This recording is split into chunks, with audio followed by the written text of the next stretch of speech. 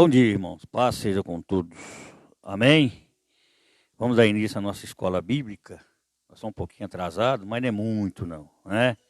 Mas o atraso faz parte do nosso cronos. Amém? Vamos iniciar orando e também vamos terminar orando.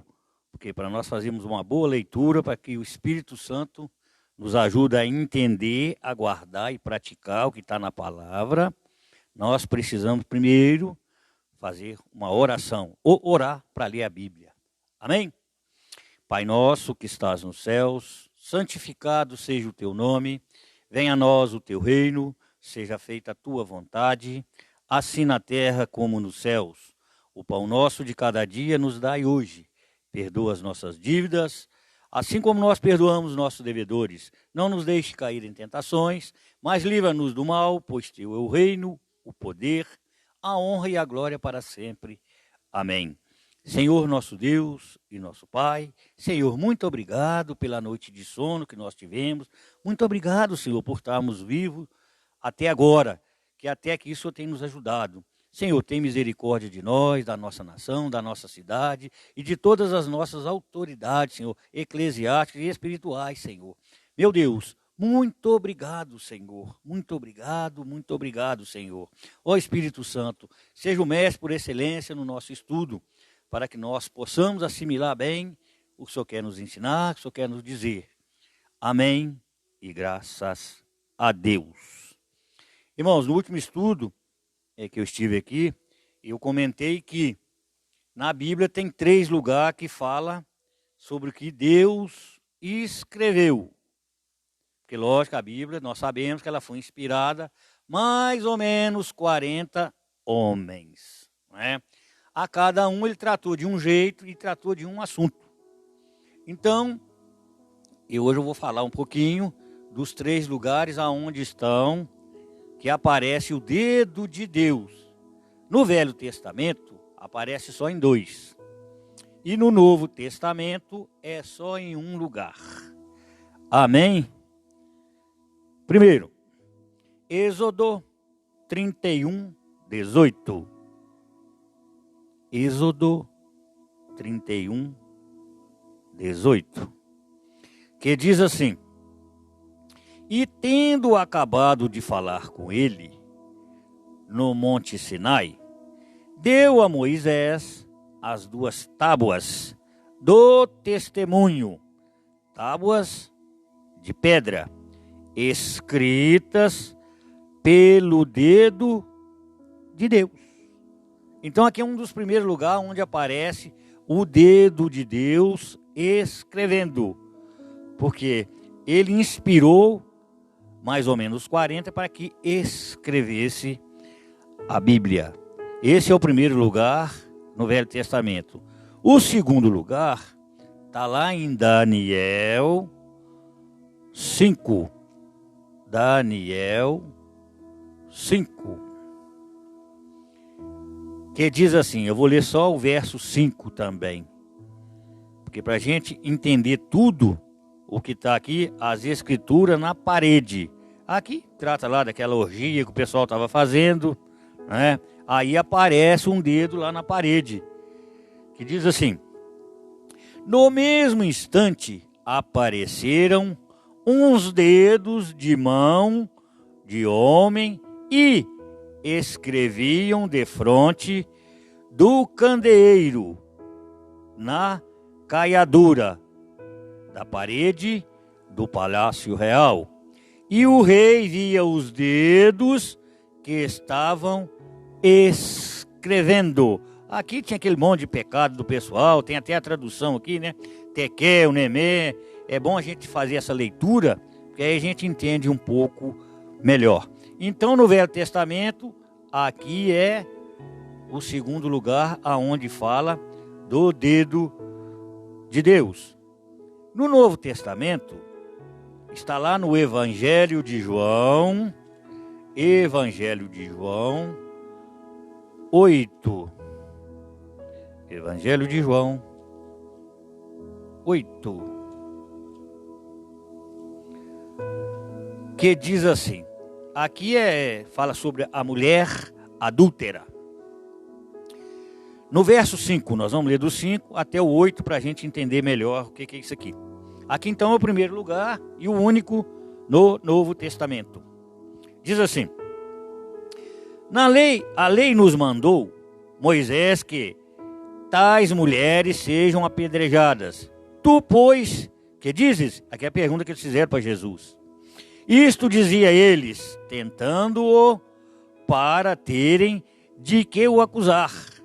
Mas Jesus, inclinando-se na terra, escrevia com o dedo. Como insistissem na pergunta, Jesus se levantou e lhes disse: aquele dentre vós que estiver sem pecado, seja o primeiro que lhe atire a pedra. 8. E tomando a inclinar-se, continuou escrevendo no chão. Primeira pergunta: o que Jesus estava escrevendo no chão? Quem quer arriscar dizer? Ninguém? Hein? O que ele estava escrevendo no chão era o seguinte: eles fizeram para ele a pergunta e ele continuou escrevendo. Ali ele estava escrevendo o quê? O pecado daquele povo e também o nosso. Interessante, né? Porque, gente, é muito fácil apontar dedo, não é isso? Eu tive uma aula aqui no ITQ que eu falei o seguinte: nós podemos jogar pedra nos outros, sim ou não? Pode? Pode jogar pedra nos outros? Pode, velho. Desde que você tiver com a mão limpa. Quem é que tá? Não é lavar a mão, igual hoje nós lavamos por causa do Corolla, não, né? É lavar o que é? É a maldade. Às vezes, na nossa mente tem maldade, no coração tem, mas o que vai fazer o efeito é o que é? É as mãos, é os dedos. Né? Então, nós precisamos de assimilar bem essas coisas e não julgar pedra em ninguém. Lógico que não pode, né? Mas tem gente que acha que está com a mão limpa e não está. Só porque eu lavei minha mão agora, estou com a mão limpa. Não. As nossas mãos ainda têm pecado. É isso? Então vamos dar sequência ao nosso estudo. Isso aí foi o que eu deixei de falar na última aula, que não deu tempo. Então agora nós vamos continuar o nosso estudo. Para que serve a Bíblia? Qual que é a sua utilidade? Por que nós usamos a Bíblia? Por que nós lemos a Bíblia? Que mente é essa que inspirou a Bíblia? Qual que é a mente? É a mente humana? Vamos descobrir hoje um pouquinho de qual mente foi escrita a Bíblia, de onde saiu a Bíblia. Mateus, vamos ler lá, Mateus 22, 29, que é o primeiro verso para nós entendermos para que serve a Bíblia. Por que Jesus, por que Deus está nos chamando a atenção? É lógico que nós vamos explicar o que significa o versículo, né? Que diz assim, Mateus 22, 29, que diz assim: respondeu-lhes Jesus: errais, não conhecendo as Escrituras, nem o poder de Deus. O que é isso? Às vezes a gente acha que conhece a Deus, conhece Jesus, mas peraí, você lê a Bíblia? Você está preparado para responder alguma coisa se alguém te perguntar? Às vezes não, porque nós não podemos chutar, enganar os outros. Ah, na Bíblia está falando isso. Às vezes não está, porque a Bíblia tem muitas tradições. Então nós temos que responder o que está na Bíblia. Ah, tal lugar fala isso, vamos lá, vamos entender o que é isso aqui. Você perde um tempinho com a pessoa, gasta um tempinho com ela, para você explicar. Porque na verdade, ninguém sabe nada sobre Deus e ninguém sabe nada sobre a Bíblia. Nós aprendemos só um pouquinho e precisamos avançar. É igual a nossa fé. Nós precisamos exercitar a nossa fé e exercitar a nossa mente no entendimento da Bíblia. Através de quem? Do Espírito Santo. Então aqui o que estava dizendo sobre esse versículo aí, 22, 29. Aqui os saduceus perguntaram a Jesus como era ou seria o casamento no céu. O Senhor disse a eles, respondeu que era mais importante entender o poder de Deus do que saber detalhes sobre relacionados ao céu, em todas as gerações e cultura, conceitos sobre a vida eterna. São fundamentos em imagens, experiência da vida presente. Jesus respondeu que essas elaborações tinham uma origem no desconhecimento da palavra de Deus. Não devemos criar doutrinas a respeito de Deus, a respeito do céu e da eternidade, com base em cogitações humanas. Devemos concentrar-nos mais em nosso relacionamento com Deus, agora, do que a expectativas relacionadas ao céu. Tudo isso será conhecido no devido tempo e, com certeza, superará nossas maiores expectativas. Então, tem gente às vezes que fica preocupada com tanta coisa. Como é que é o céu? Como é que eu vou para o céu? Fulano morreu, está lá no céu. Fulano morreu, está no inferno. Nenhum dos dois lugares, viu, gente? Primeiro, a pessoa morreu, está no cemitério. Agora, peraí. Mas como é que está a alma da pessoa? Um dia desse aí a pessoa me perguntou assim: Zé Carlos, a criação, cachorro, gato, eles têm alma ou têm espírito? O que você acha, Geraldinho? Geraldinho, o que você acha?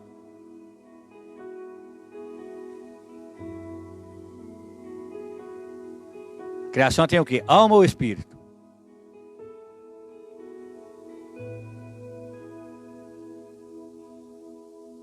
Muito bem. Tem espírito. Porque se a criação tivesse alma, por exemplo, galinha, boi, nós não poderíamos comer eles. Entendeu? Então tem espírito. Lá em Provérbios 12:10 diz assim: o justo atenta ou olha para a vida dos animais, mas o insensato, ele é cruel. O que é esse cruel? Trata mal os animais, deixa passar fome, bate, Então, essa pessoa que é sensata, ela cuida. É isso? Então, quando Deus está falando isso aqui para nós, é para quê, gente? Para a gente evitar de ficar preocupando com certas coisas. A Bíblia dá muito relato para nós, preocupar com o dia da manhã. Não, o nosso amanhã ele é hoje. O nosso ontem é hoje. Então nós temos que preocupar com o agora. Porque o nome de Deus, um deles é o quê? É já, é agora. Isso. Então esses saduceus, uma pequena seita judaica composta de quê? De sacerdotes ricos. O que é seita, gente? Muita gente às vezes confunde o que é seita. Seita é aquele conjunto de pessoas. Por exemplo, o espiritismo, a igreja evangélica, a igreja católica, tudo é seita. Porque formou-se grupos. Agora, peraí, vamos fazer a divisão. Qual que é a seita herética ou a não herética? A seita herética é aquela que prega o quê? Heresia. Tudo fora do evangelho. Agora nós temos o quê? Nós somos cristocêntricos. Nós temos Jesus como o centro. Então nós não somos heréticos, que vem de heresia. Tudo se formou. Grupos é seita. E influentes, que ganhou o domínio sobre quem? Os sacerdotes. Nos anos que antecederam a vinda de Cristo. Os saduceus não eram propriamente uma seita, nem um partido político, muito menos uma escola filosófica, mas tinham características dessas três realidades. Eram racionalistas e mundanos, com muito pouco interesse na religião por serem adversários dos fariseus. Repudiavam as religiões, as tradições, desejavam, sobretudo, o gozo pacífico de suas riquezas. Então, a pessoa às vezes acha que ela vem hoje para uma igreja evangélica, que ela vai para outro segmento, que Deus está prometendo ela riqueza. Não. a única riqueza que Deus nos promete, qual que é? A espiritual. E é dessa que nós precisamos. Eu me lembro quando a minha mãe morreu, eu fiquei pensando assim, ela gostava disso, ela gostava daquilo, lembra? Então, o que acontece? Ela foi e levou alguma coisa? Não, levou nada. Nem terra no peito ela não levou, que enterrou dentro da gaveta. Né? Então não leva nada. Agora a pessoa fica preocupando aí com riqueza, isso. A riqueza que nós precisamos preocupar com ela é espiritual e a segunda é a saúde. Riqueza de saúde.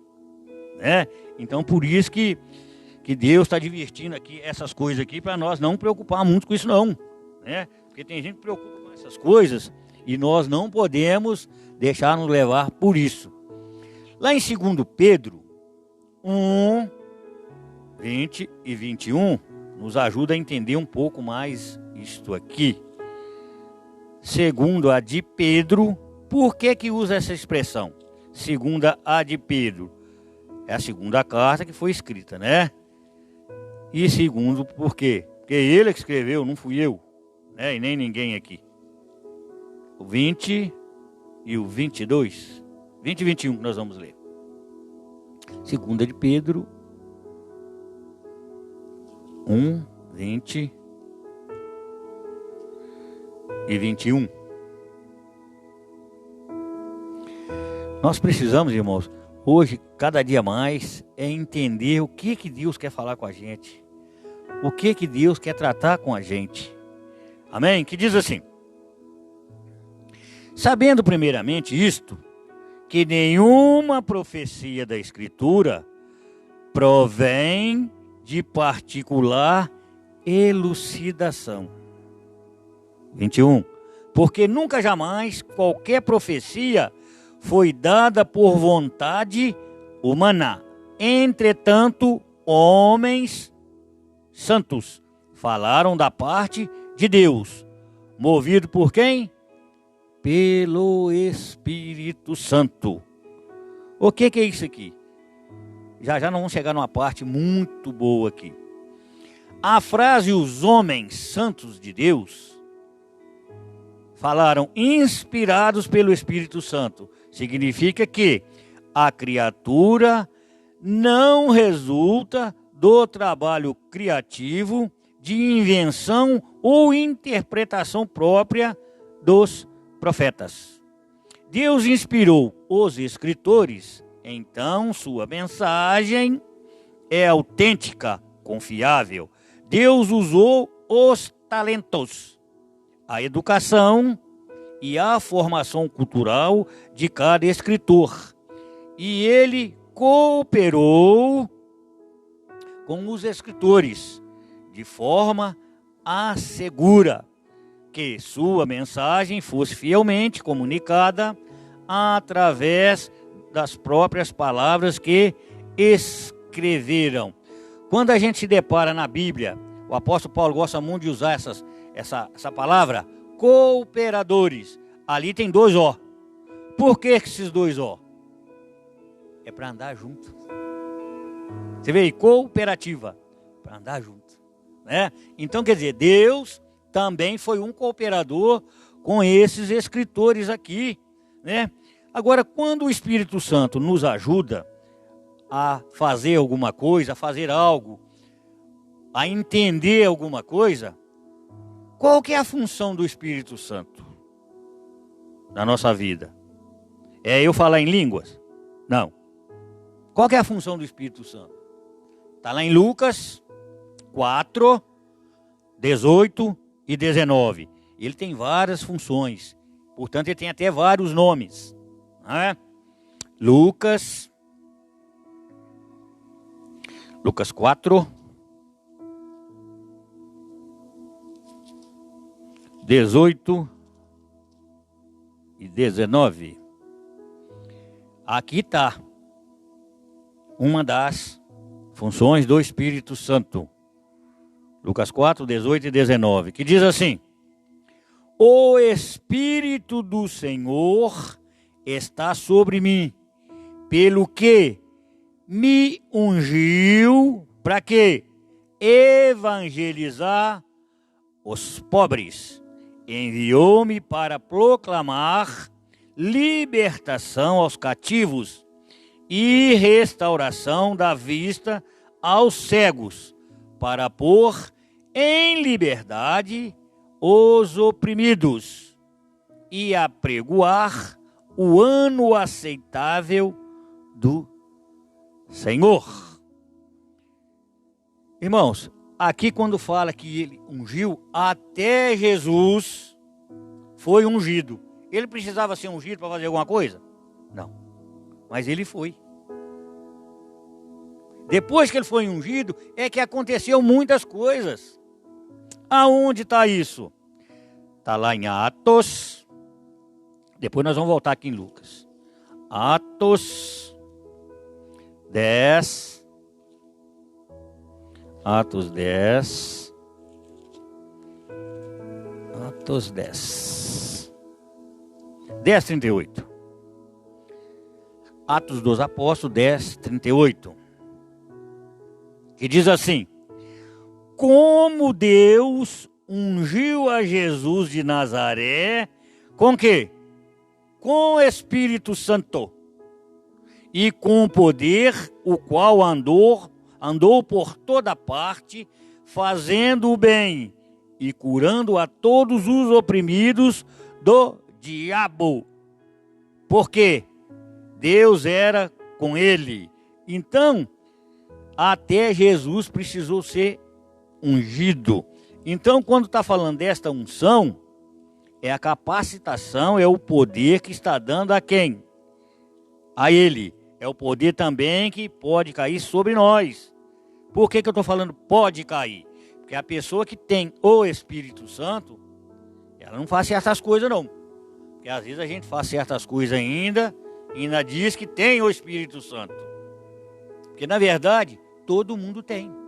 O que foi batizado na igreja católica, o que foi batizado na igreja evangélica, também tem o Espírito Santo. Como é que é a forma do batismo? Qual que é as 3 palavras que usa? Eu te batizo em nome do Pai, do Filho e do Espírito Santo. Ah, mas eu queria ter o Espírito Santo para me falar em línguas. Falar em línguas, irmãos, é uma coisa. E ter o Espírito Santo é outra coisa. Uma coisa, outra coisa é outra coisa. Né? Nós não podemos confundir uma coisa só. Né?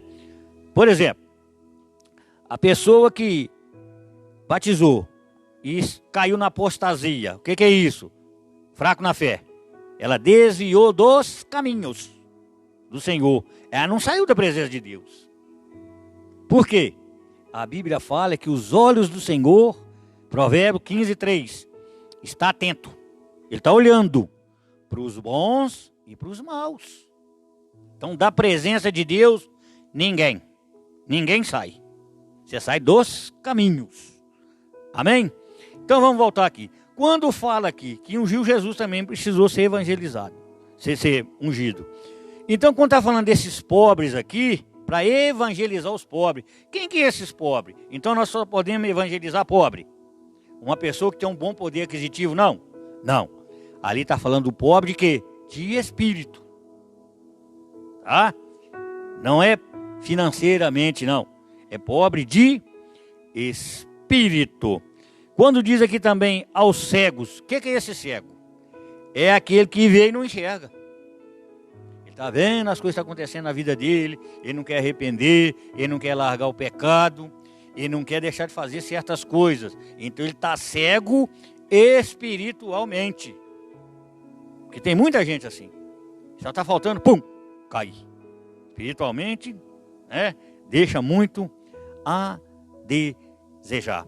Essas referências nós demos aqui, de Lucas 4:18, lá em Isaías 61, Isaías 61.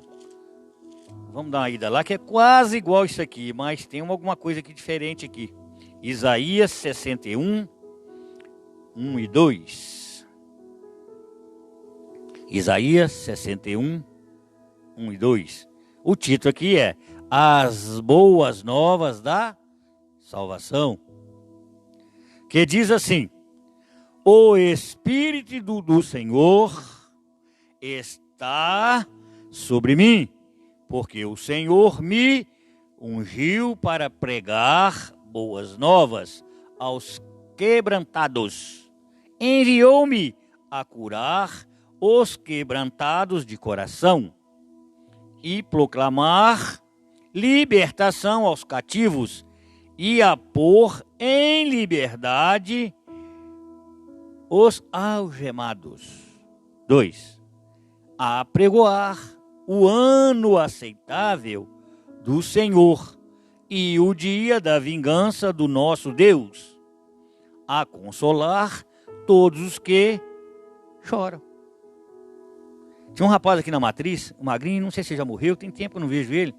Sempre que a gente ia nos velórios, às vezes parente da gente ou não, o amigo da família e tal, e esse rapaz chegava meio chorava com vontade, viu? Você lembra dele, Léo? Eu gostava de ver aquele rapaz. Será que ele já morreu?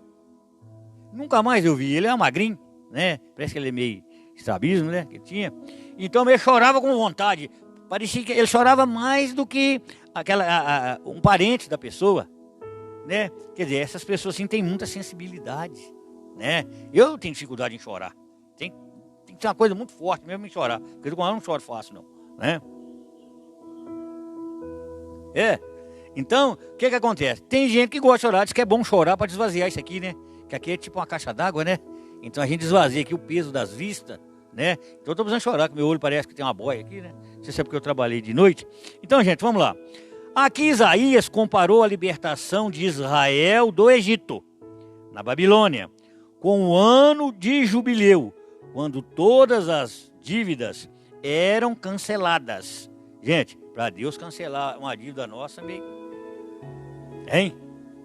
Porque eu penso o seguinte, eu acho que Jesus, quando voltar aqui, vai ter que ter muita coisa para ele pagar, porque muita gente, você empresta as coisas à pessoa, fala assim, Deus te pague. Nem dá mudar a palavra, né? Muito obrigado. Né? Deus te pague, né? É um tal de Deus te pague e mesmo não paga a gente não. Hein? Então quer dizer, as dívidas que está falando aqui para ser cancelada, né? Então ele tem que cancelar muita dívida na nossa vida. Muitos pecados nossos, não é verdade? Tá.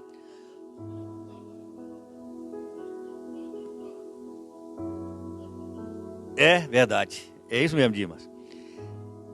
Todos os escravos libertos e toda a propriedade devolvida aos primeiros donos.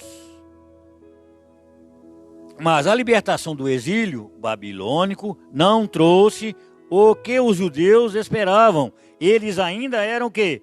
Um povo conquistado e oprimido. Então, com certeza, Isaías se referiu a uma era messiânica futura. Jesus anunciou corajosamente: hoje se cumpriu as escrituras em vossos ouvidos. Mas o cumprimento da profecia ocorreu de um modo que o povo ainda não podia compreender. A pregar o quê? O ano do Senhor. O que é o ano do Senhor? Isso aqui foi encerrado como? No rolo, que completou o quê? Hoje se cumpriu as escrituras. Então o rolo ali foi os pergaminhos, né? É muita explicação sobre isso. Então o rolo foi cerrado. Por quê? Tinha encerrado ali. Porque a Bíblia, pelo menos a evangélica, né? Ela tem quantos livros? 66, né? Tem outras Bíblias, né? Por exemplo, a Bíblia Católica, ela tem 7 livros a mais, né? Porque se a gente, na verdade, estudar bem o que é os apócrifos, eles são mais de 100. Por exemplo, as cartas, os evangelhos também eram mais de 100. Então, só colocar aqui quantos? 4 evangelhos, né? Porque senão a Bíblia, que tamanho que ela ia ficar, né? Porque, na verdade, a Bíblia vem um conjunto de livros, né? Bíblios, né? Então, hoje, nós entendemos um pouco dos apócrifos, mas tem muita história bonita nos apócrifos, né? Principalmente os macabeus, né? Uma história muito bonita. Eles eram muito, muito assim, caridosos, né? Fazia muita obra social. Então, as histórias dele bonitas. Eu tenho uma Bíblia católica, a Ave Maria, que linguagem gostosa que ela tem, muito boa. Eu já estou lendo mesmo, eu já leio tudo, né? Porque a gente tem que saber certas coisas. Como é que eu vou falar de uma coisa que eu não sei? Então, Por exemplo, tem gente que quer falar de droga sendo que nunca conheceu. Não sabe nem o que é droga, né? Você tem que falar aquilo que você tem conhecimento. É aquilo que você aprendeu, não é que você ouviu, não. Porque tem gente que acha que vai falar o que ouviu, é diferente. Porque, na verdade, a pessoa vê acontecer certas coisas e ele quer passar aquilo para alguém. Duas pessoas assistem o mesmo filme, cada um vai contar de uma forma. Cada um vai contar de um jeito. Não é precisamente o que realmente aconteceu. Não é isso? Com a Bíblia nós não podemos fazer isso, né? Então, o dia da vingança do nosso Deus se cumprirá quando Jesus voltar à terra. O que é isso, Jesus voltar à terra? Isso chama o quê? Advento. O que é advento? É a volta de Jesus. Ontem teve um programa no rádio da nossa igreja. Que programa abençoado, viu? Mas gostei. Estava lá em casa mexendo na horta lá, eu estava vendo o programa. Que programa abençoado, viu? A gente tem que parar um pouquinho, eu sentei para me ouvir. A gente tem que aprender também. Não é isso? Que ninguém sabe nada, né? Então, eu achei muito interessante aquilo. Eu falei, isso aí já está no meu estudo, que beleza, né? Ainda liguei lá para a rádio e falei, ó, o pessoal, porque o Lucas hoje é jovem, você só chama o Lucas de jovem. Eu vou aí, ninguém fala que eu sou jovem. Aí a Natália falou assim, até 100 anos é jovem. Eu falei, então estou no meio. Maravilha, né? Então, quando a Bíblia fala sobre o advento, lá em 1 Tessalonicenses 4, 1 Tessalonicenses 4, vamos ler um pouquinho aqui para a gente entender isso aqui, sobre esse advento. 1 Tessalonicenses 4, nós vamos ler do 14 até o 17, para a gente entender isso aqui. Porque tem gente que fala assim, eu estou doido que Jesus volta, porque esse negócio dessa epidemia aí, eu estou doido que Jesus... Ah, você está preparado? Será que nós estamos preparados para a volta dele? O que nós estamos fazendo, praticando, será que tá no jeito para a vinda dele? Às vezes não, né? Então vamos entender isso aqui um pouquinho. 1 Tessalonicenses 4, nós vamos ler 14, 15, 16 e 17, que diz assim, vamos começar no 13 melhor. Não queremos, porém, irmãos, que sejais ignorantes com respeito aos que dormem. Esse que dorme aqui que está morto. Tá. Para não vos entristecestes como os demais, que não têm esperança. 14. Pois se cremos que Jesus morreu e ressuscitou, assim também Deus, mediante a Jesus, trará em sua companhia os que dormem, ou seja, que morreu. 15. Ora, ainda vos declaramos, por palavra do Senhor, isto: nós, os vivos, os que ficarmos até a vinda do Senhor, de modo algum precederemos os que dormem, estão mortos. 16. Porquanto o Senhor mesmo, dada a sua palavra de ordem, ouvida a voz do arcanjo e ressoada a trombeta de Deus, descerá dos céus, e os mortos em Cristo ressuscitarão primeiro. Depois nós, os vivos, os que ficarmos, seremos arrebatados juntamente com eles entre nuvens para o encontro do Senhor nos ares. E assim estaremos para sempre com o Senhor. Então, o que está dando para entender aqui? Ele vai vir nas nuvens, né? Então, aquelas pessoas que morreram em Cristo ou com Cristo, essas vão ser o quê? Ressuscitada o quê? Primeiro, porque os que ficarem também vão quê? Se estão nos caminhos do Senhor, também vão quê? Ressuscitar. Lá em Filipenses 1:21, diz assim: porquanto para mim o viver é Cristo e o morrer é o quê? Lucro ou ganho. Por quê? Porque você está morrendo com Cristo, em Cristo, né? Ah, porque nós vamos para o céu? Ah, é? Não é assim não. Todo mundo almeja o céu. Mas peraí, temos que cumprir uma tabelinha. Nós estamos cumprindo os mandamentos, as leis. Às vezes não. É lógico, irmão, nós temos que ter bom senso. Nós nunca vamos viver 100% a Bíblia. Não vamos ser hipócritas, não. Nunca nós vamos viver. Por quê? Deus sabe as nossas limitações, a nossa pequenez. Né? Porque nós ainda somos o quê? 3 coisas: fraco, frágil e mortal. Eu tenho medo de chegar perto dessas pessoas muito espiritual. Tem gente que é tão espiritual que ele é igual peixe elétrico. Você encosta nele, está dando choque. O que é isso? Não, vamos ter uma constância, né, da nossa fé, da nossa obediência. Não vamos querer ser tão santão, igual a gente vê por aí, não. A pessoa é santão na igreja, é santão perto dos irmãos, mas qualquer coisinha, você encosta o dedo nele, a serpente manifesta. Né? Fica falando mentira para os outros, enganando os outros. Gente, isso é pecado, gente. Nós não podemos falar isso. Seja o vosso falar se ensina ou não, o que passar é do maligno. Mateus 5,37. Não podemos ficar enganando os outros com mentira. Querer aparecer para os outros. Isso é errado, isso é pecado gravíssimo. Ele só fica naquela. A blasfêmia contra o Espírito Santo. Isso aí também é blasfêmia. Você ficar enganando os outros, falando mentira para os outros. Nós não podemos fazer isso. Né? Por quê? Porque amanhã ou depois a mentira prevalece enquanto a verdade não chega. Porque a Bíblia fala, João 8,44. O pai da mentira é quem? É o Satanás. Você tem que acompanhar ele. Eu só quero um privilégio que o Satanás teve. Só um. Sabe qual que é, cara? Um privilégio que ele teve, eu queria ter. Ele veio da onde? Do céu. Né? Quer dizer, o privilégio dele foi conhecer lá. Mas agora as outras coisas dele eu não quero, não. Eu acho que aqui também ninguém quer e ninguém também, né? Então, só esse privilégio que ele teve, né? Porque ele veio de lá. Então, irmão, quando está falando aqui desse arcanjo, quem que é esse arcanjo? É o arcanjo Miguel. Ele é o único arcanjo mencionado no Novo Testamento. É o único. Está lá onde isso? Judas 1,9. Ali fala até daquela briga, né? Que estava tendo ali, né? Aquela briga ali era o quê? Era política, né? Para tomar alguma coisa, né?